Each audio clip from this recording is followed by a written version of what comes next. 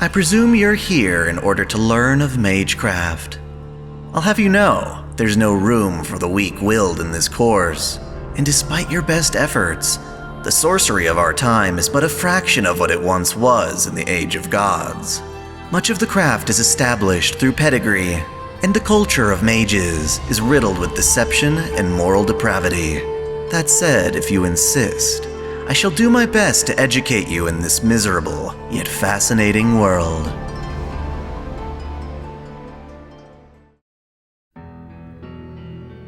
In our previous lesson, I spoke of the Holy Church and its contradictory synthesis of murder and worship. While the Church often opposes the Mages Association, or perhaps because of this, I found it imperative to discuss, as no mage of worth should go without proper awareness. With that out of the way, I wish to resume more practical lectures, starting with requests from my more diligent students. Let it be known that you indeed have a voice, and I am ever attentive. Thus, for today's lecture, I wish to speak of bounded fields, and next time reality marbles, two similar yet fundamentally differing phenomena in terms of sheer potential. Thankfully, the concept of a bounded field is absurdly simple. It is a topographic magecraft, one that isolates part of the land from the rest through a knitted network of mana. The field separates what's inside from what's outside its boundary. Granted, nothing states that what's simple is in any way ineffective. Rather, bounded fields are one of the most prominent types of magecraft, both now and during the establishment of the association. After all, I've mentioned before that mages are not to interfere with the outside world, and that mages are an isolated community, not just from each other, but from the public at large. Thus, the bounded field's original use was to create safe havens, to protect and hide a mage's workshop and facilities. Mages can use them not only to guard themselves and their property, but also to hold private conversations and conduct rituals out in public without being noticed. Generally speaking, bounded fields are immobile once established, though exceptions do exist. The field, based on how it's weaved, designates how it affects both its interior and exterior, as well as its range and potency. That said, it is possible to enhance or expand a bounded field through the use of sigils placed within it. Inversely, this means that opposing mages can sabotage or weaken bounded fields by temporarily disabling these same sigils. To the creator's benefit, however, sigils can be repaired or restore themselves over time. The more advanced the technique used to weave a bounded field, the more difficult it is to disturb or dismantle. By this same token, the stronger the mage, the more likely their barrier will significantly affect weaker mages, phantasmal beasts, and even heroic spirits. Because of this, fields have a number of uses beyond protecting their creators, including offensive variants that function by interfering with the mana in the air and the ode of others. At the very least, it's important for these fields to remain hidden. A noticeable bounded field is a sign of incompetency for a mage. The practical applications for a bounded field are endless, so I will approach the topic by looking at specific examples, starting with the basics and working up to the more miraculous. By far the most traditional use is what is employed by the mage Toko Aozaki. Her establishment, Garan no Do, looks like a standard business from the outside, but on the inside contains a hoard of mystical artifacts, as well as her automata workshop in the basement. To deter onlookers and unexpected visitors, she makes use of a bounded field that hides the building's inner workings, protecting her from other mages as well as the public eye. Perhaps one might think of it as a Magecraft-induced security system. An even more rudimentary bounded field is implemented at the Emiya residence in Fuyuki, Japan. It forms a barrier around the estate that effectively sounds an alarm when people or potential threats enter it. While it does little to prevent visitors, it functions in giving Kiritsugu and his adopted son Shiro advanced warning when others approach them. In the very same town, we have Ryudo Temple, a place of worship built upon a mana ley line. This sort of location has a tendency to attract spiritual entities, despite their decline in recent generations. To keep these spirits at bay, the temple is surrounded by a powerful bounded field that repels them. It's so strong that even though servants can penetrate it, their abilities are significantly reduced in doing so. When the temple became a base of operations for Medea, she supplemented this field with one of her own, adding anti-sorcery effects and changing the interior to allow for her own magecraft pursuits.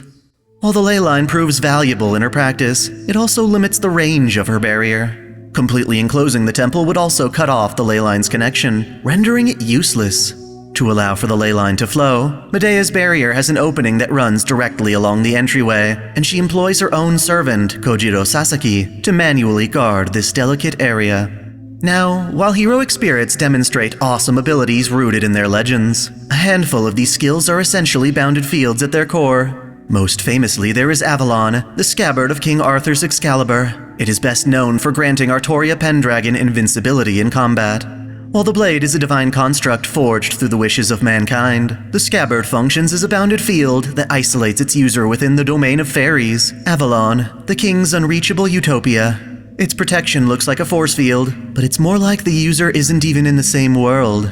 The fairy's domain rejects outside interference, causing attacks to be reflected back outward. Avalon surpasses the might of even the 5 true magics, but still technically qualifies as a bounded field when utilized by Artoria in battle. Alas, this is not the only bounded field used by the King of Knights. When the need arises for her to conceal her true identity, the iconic appearance of her sword becomes an issue. Most anyone who sees it will immediately recognize it as Excalibur, in turn giving her away. To resolve this issue, she deploys Invisible Air, Barrier of the Wind King, a bounded field that isolates Excalibur from the outside world through layers of wind. The high concentration of mana and air obstruct the passage of light, effectively making the sword invisible. Of course, there is no hiding the sword when Artoria calls upon its true name, unleashing its golden light. Bounded fields don't necessarily have to hide their contents. Their defensive properties are valuable enough on their own. Legend tells of Ro Aias, the 7 rings that cover the fiery heavens, a shield implemented by Aias the Great during the Trojan War. The shield has a bronze base wrapped with 7 layers of oxhide, which provided Aias a suitable barrier to halt Hector's otherwise unstoppable spear, Durindana, enduring the strike at the cost of 6 layers. With the 7th intact, Ro Aias was conceptualized as the ultimate defense against projectiles.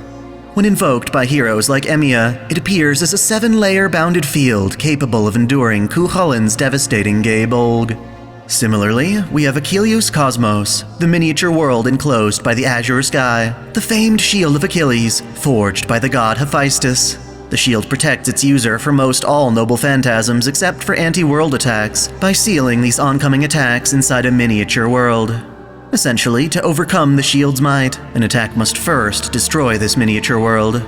During the Great Holy Grail War in Trifus, Achilles never actually invoked the shield, instead gifting it to Astolfo at the war's end.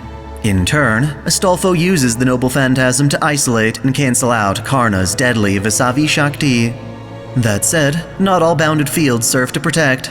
In fact, some are quite malicious, such as Medusa's Blood Fort Andromeda, Outer Seal Blood Temple. Medusa, in life, was exiled to the Shapeless Isle, living in a temple of blood where the sun could not reach. Through Medusa's mystic eyes of petrification, the temple was encased by a bounded field that, as the name implies, petrified intruders and sapped their life force. As a heroic spirit, Medusa is able to recreate this blood fort by using her own blood to place various magic circles around an area. Those inside the fort are conceptually within the range of her eyes, trapped within a crimson dome, and are drained of their mana. When fully invoked, with all its seals intact, the fort dissolves its victims, as though they were digested by a beast, reducing them to a murky red ooze. The fort isolates its victims from the outside world, preventing both intrusion and escape, and is strong enough to damage mana ley lines and sever communication between masters and their servants. Thus, the only way to survive is to force Medusa to disable the field.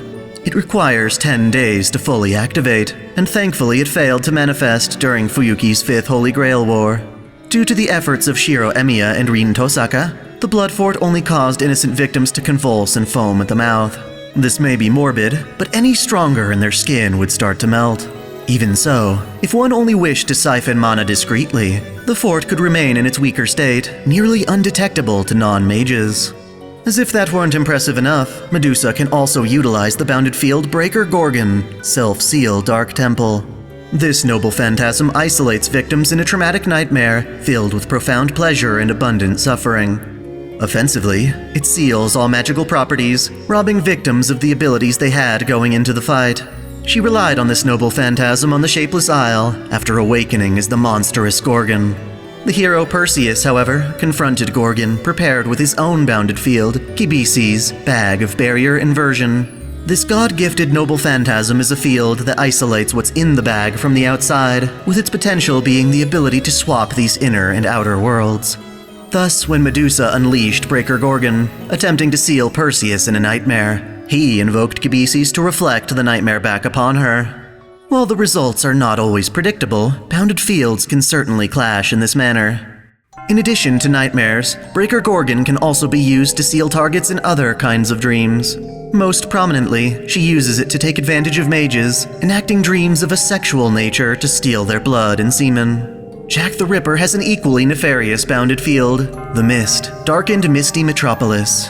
Upon opening the shutter of an antique lantern, Jack encases an area of over a dozen meters in a swirl of mist, formed from mana and sulfuric acid. Ordinary humans who find themselves within this mist either faint from pain or suffocate from a burnt throat as they writhe in pain. This allows Jack to trap and slaughter her enemies, all the while keeping outsiders away. Even for servants, the mist robs them of their ability to see her. By far, the mage most skilled with bounded fields happens to be Soren Araya. While otherwise unremarkable, Araya stands out and derives strength from his bounded fields, particularly Rokudo Kyokai, or Threefold Barrier, a 3-layered field created by chanting 6 names. He makes use of his origin, Stillness, to allow the bounded fields to freeze those within their range. Unlike most all other fields, this one is mobile, always surrounding Araya for his protection, as well as for combat. On a more grandiose scale, we have his Honoden Rokuju Yonsho, the 64 layers of the Hono Temple, which surrounds his workshop, the Ogawa apartment complex. Those who enter the complex and remain long enough find themselves driven to madness, repeating their sins in an endless cycle embodying yin and yang. It is Araya's true talent as a magus, which he uses in an attempt to reach the root. Earlier, I mentioned that bounded fields could only be completely dismantled by their creators, but there are some rare exceptions. For instance, bounded fields can be conceptually killed by those possessing the mystic eyes of death perception. Mystic blades, such as the Kanesada Kuji, can sever bounded fields simply from being removed from their sheaths. In the hands of Ryogi Shiki, this sword is able to cut through both the Threefold Barrier and Ogawa apartment bounded fields with ease. In summation, bounded fields are a form of magecraft that work by separating the world into what's outside and inside a weave of mana. The inside space can be hostile, protective, or otherwise hidden from the general public. This is great for mages who need to communicate or practice without being seen or invaded, and is also dangerous for those who aim to trap others for the sake of murder or twisted personal satisfaction. Next time, I plan to speak of reality marbles, which function in a similar manner, but are ultimately far more powerful.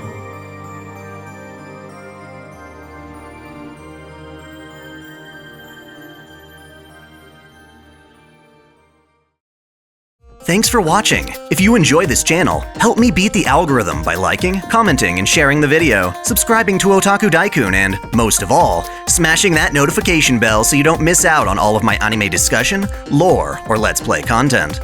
If you want to support me directly, there are now 3 ways that all provide the same benefits. You can click join here on YouTube, or join Patreon or Subscribestar for access to exclusive vids and early access. As always, celebrate your fandom.